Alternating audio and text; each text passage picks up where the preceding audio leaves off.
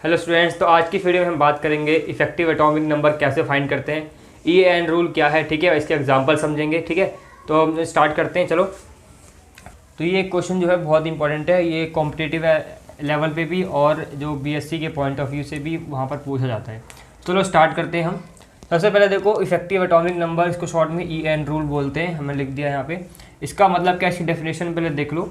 It states that a metal और ion will accept the lone pair continuously until the total number of electron in metal or ion is equal to the atomic number of the nearest noble gas of same series। अब इसका मतलब ये है, पहले समझा देता हूँ, आपको थोड़ा समझ में आएगा डेफिनेशन। आपको डेफिनेशन तब समझ में आएगी जब इसके एग्जांपल मैं करवाऊँगा, तब समझ में आएगी। ठीक है, आपको डेफिनेशन बस थोड़ा सा आइडिया दे देता हूँ कि इफेक्टिव एटॉमिक नंबर ये बोलता है कि कोई भी मेटल आयन लोन पेयर को तब तक एक्सेप्ट करेगा, इलेक्ट्रॉन पेयर को तब तक एक्सेप्ट करेगा जब तक कि उसके अंदर जो एटॉमिक नंबर है उसका वो नियरेस्ट नोबल गैस के बराबर ना आ जाए। ठीक है, समझ में आया? इसको हम अच्छे से समझेंगे। ये जो एग्जांपल लिया मैंने PtCl6 और 2- जो हमारा कॉम्प्लेक्स आयन है, इसकी मदद से हम समझेंगे। हमारे पास E_n रूल है, Z-x प्लस में L × D × 2। देखो यहाँ पर Z क्या है हमारे पास, Z है हमारे पास एटॉमिक नंबर ऑफ मेटल। ठीक है, एटॉमिक नंबर। यहाँ पे L क्या होगा हमारे पास, X क्या होगा, X होगा हमारे पास ऑक्सीडेशन स्टेट। इसके बाद L है हमारा नंबर ऑफ लिगेंड, कितने अटैच है वो। उसके बाद जो D है हमारा डेंटाइसिटी। ठीक है, डेंटिसिटी। अब देखो, हमें इन जब वैल्यू पता चल जाएगी तो हम इसे पुट कर देंगे, हमारे पास E_n नंबर निकल जाएगा। जल्दी से हम स्टार्ट कर रहे हैं। सबसे पहले हम निकालेंगे ऑक्सीडेशन स्टेट। X मानेंगे हम प्लेटिनम को, मेटल को X मानते हैं। फिर एक क्लोरीन पे -1 चार्ज होता है, टोटल 6 है तो -6 हो जाएगा। इक्वल्स टू में -2 इधर हो जाएगा, क्योंकि जो इसके ऊपर होता है चार्ज लगा होता है उसको इक्वल में लिखते हैं। ठीक है, अब यहाँ पे ये उधर जाएगा, +6 हो जाएगा। X कितना आ गया हमारे पास, +4 आ गया। ठीक है, समझ में आया? ठीक है स्टूडेंट्स, तो यहाँ पर देखो, सबसे पहले हमें पता करना है कि यहाँ पर इसके बाद Z कितना होता है। प्लेटिनम का जो एटॉमिक नंबर होता है वो होता है हमारे पास 78। इसके बाद लीगेंड मतलब L कितना होगा, लीगेंड होगा हमारे पास 6, मतलब टोटल 6 लीगेंड अटैच है इसके साथ, 6 क्लोरीन अटैच है तो 6 आएगा। डेंटिसिटी का मतलब है कि कितना मोनोडेंटेट है, कि बाइडेंटेट है, कि ट्राइडेंटेट है, कि एम्बाइडेंटेट है, कि पॉलीडेंटेट है। इनका मतलब क्या होता है, मैं इसका मतलब समझाया हुआ अच्छे तरीके से, जाकर के देख सकते हो। देखो, इनकी वीडियो मैंने अच्छे से बनाई हुई है, जाकर के देख सकते हो। मैंने डिस्क्रिप्शन में उसका लिंक दे दिया है। ठीक है, वहाँ से चेक कर लो, वहाँ से देख लो।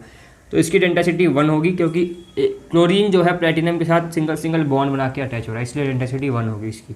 ठीक है, तो यहाँ पे हम वैल्यू पुट कर रहे हैं सभी की। यहाँ पर 78 -4 फिर प्लस, फिर L कितना हमारे पास, L हो जाएगा हमारे पास 6 × D हमारा 1 × 2, कितना हो गया 74 प्लस यहाँ पर क्या है 12 हो जाएगा। ये कितने हो जाएंगे 76 और 86। ठीक है, 86 जो होता है किसके बराबर होता है, ये होता है रेडॉन के बराबर। ठीक है, 86 जो रेडॉन का जो एटॉमिक नंबर है किसका होता है, रेडॉन का एटॉमिक नंबर कितना होता है 86। मतलब कि हमने ये बताया था अभी कि E_n रूल क्या बताता है कि वो मेटल आयन तब तक इलेक्ट्रॉन पर एक्सेप्ट करेगा जब तक कि वो किसी नियरेस्ट नोबल गैस के बराबर ना आ जाए। तो नियरेस्ट नोबल गैस के इक्वल आया बिल्कुल, तो मतलब कि ये एकदम इसके बराबर आया। किसी भी नोबल गैस के अगर बराबर रहता है तो वो मोस्ट स्टेबल कॉम्प्लेक्स माना जाएगा।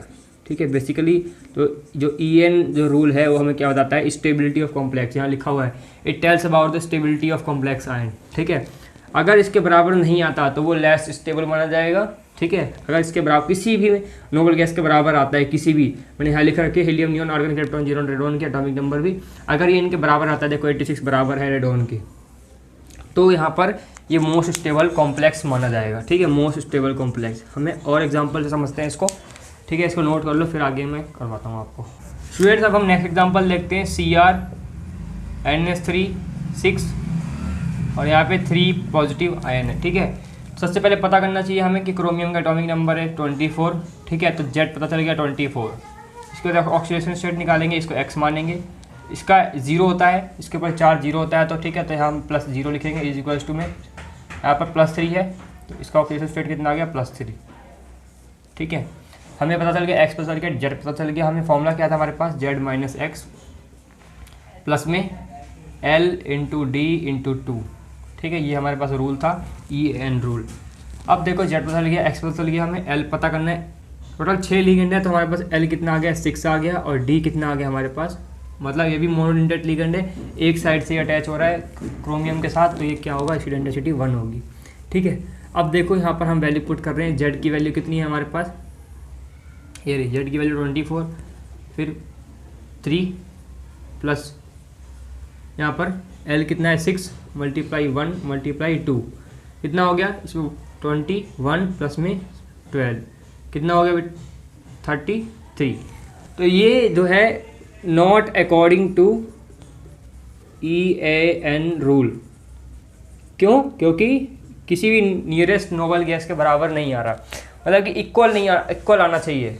36 है, देखो 36 नहीं है 33 है, तो ठीक है बराबर नहीं आ रहा है, इसके बराबर आएगा तो स्टेबल, बराबर नहीं आएगा तो नॉट स्टेबल, मतलब लीस्ट स्टेबल लिखेंगे। ठीक है, और इसके अकॉर्डिंग भी नहीं है, इसके अकॉर्डिंग है ये, अगर बराबर आ रहा है तो ही EN रूल के अकॉर्डिंग होगा, बराबर नहीं आ रहा तो not according to EAN rule और लीस्ट स्टेबल। ठीक है, इसके बाद हम एक और एग्जांपल समझते हैं। एक और एग्जांपल है हमारे पास K3 Cr C2O4 3। ठीक है, इसका एग्जांपल समझते हैं हम। देखो फिर ऑक्सीडेशन स्टेट निकालेंगे हम। यहाँ पर इसको K3 है तो यहाँ पर 3 आएगा। ठीक है, यहाँ पर इसको X मानेंगे, फिर यहाँ पे इस पर -1, इस पर -2 चार्ज होता है, एक C2O4 ऑक्सीलेटो है, ये ऑक्सीलेटो आयन, -2 चार्ज, टोटल 3 है तो -6 हो जाएगा। इस क्वेश्चन में यहाँ कुछ नहीं है तो यहाँ पर 0 लिख देंगे। ठीक है, कितना हो गया 3 और -6 -3 हो गया, तो X -3 = 0, तो X = +3, मतलब ऑक्सीडेशन स्टेट कितनी आ गई 3 आ गई हमारे पास +3। इसके बाद क्रोमियम का एटॉमिक नंबर कितना है, अभी मैंने बताया यहाँ पर देखो Z कितना हमारे पास क्रोमियम का, वो है हमारे पास 24। ठीक है, इसके बाद डेंसिटी, इसकी डेंसिटी जो होती है वो कितनी होती है 2 होती है, क्योंकि ये दो तरफ से अटैच होता है ये क्रोमियम के साथ। ठीक है, मतलब इसकी डेंसिटी कितनी होती है 2 होती है, ध्यान रखना। तो D हमारे पास हो गया 2, और लिगेंड कितने अटैच है यहाँ पर 3 लिगेंड अटैच है, डेंसिटी 2 है, दो साइड से इसके दो साइड से अटैच होता है, मतलब 2 बॉन्ड बनते हैं इसके क्रोमियम के साथ। ठीक है, इसके बाद यहाँ पर इसकी वैल्यू पुट करनी है, बस सिंपल सा, कुछ नहीं है। यहाँ पर वैल्यू पुट करो, Z - X मतलब 24 - 3, फिर प्लस L कितना है 3 मल्टीप्लाई D कितना है 2 मल्टीप्लाई 2। ठीक है, यहाँ पे हम सॉल्व करेंगे इसको, कितना आएगा 21 प्लस में 3 × 6 और फिर 12, इसका भी 33 आ रहा है, तो ये भी not according to EAN rule, not according to EAN rule, so least stable. तो ठीक है, तो ये बेसिकली क्या बताता है हमें, स्टेबिलिटी ऑफ कॉम्प्लेक्स के बारे में बताता है कि कोई कॉम्प्लेक्स आयन स्टेबल है कि नहीं है। ठीक है, एक और एग्जांपल समझते हैं, इसको नोट कर लो पहले। एक और एग्जांपल समझते हैं, K4 FeCN6। ठीक है, आयरन का एटॉमिक नंबर पता होना चाहिए, कितना है Z किसका, आयरन का कितना होता है बेटा 26 होता है। ठीक है, 26 होता है, हाँ 26 होता है। ठीक है, और इसके बाद ऑक्सीडेशन स्टेट निकालेंगे X, इसको हम पहले देखो मैं यहाँ लिखता हूँ 26, इसको हम +4 लिखेंगे, फिर यहाँ पर X सिंपल 4 लिख लो, फिर X, फिर यहाँ पर इसका -1 होता है, टोटल 6 है तो -6 = में 0, ऊपर कुछ नहीं है तो कितना हो गया -2 = 0, तो X = +2 हो गया। X हमारे पास आ गया, Z हमारे पास आ गया Fe का। ठीक है, इसके बाद हमारे पास डेंसिटी पता होना चाहिए, डेंसिटी 1 है, एक ही बॉन्ड बनाएगा इसके साथ CN के साथ, और इसके बाद सॉरी Fe के साथ CN एक ही बॉन्ड बनाएगा एक तरफ से ही, तो इसको डेंसिटी 1 बोलेंगे हम। मोनोडेंटेट लिगेंड है, और लिगेंड कितने हैं हमारे पास, टोटल 6 हैं। अब हम वैल्यू पुट करेंगे इनकी। ठीक है, तो जल्दी से पुट कर देते हैं। Z - X मतलब 26 - 2 प्लस L × D, L कितना है 6 और D कितना है 1 मल्टीप्लाई 2, कितना आ गया 24 और 6 × 2 = 12, कितना हो गया ये 36 के बराबर आ रहा है। देखो क्रोमियम के बराबर आ रहा है। ठीक है, तो क्रोमियम का 36 होता है, तो it is according to EAN rule, so it is most stable complex, most stable complex. ठीक है, ये मोस्ट स्टेबल कॉम्प्लेक्स माना जाएगा।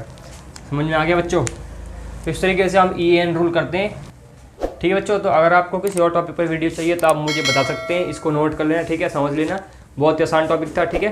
तो मिलेंगे नेक्स्ट वीडियो में, तब तक पढ़ते रहो। Thank you for watching.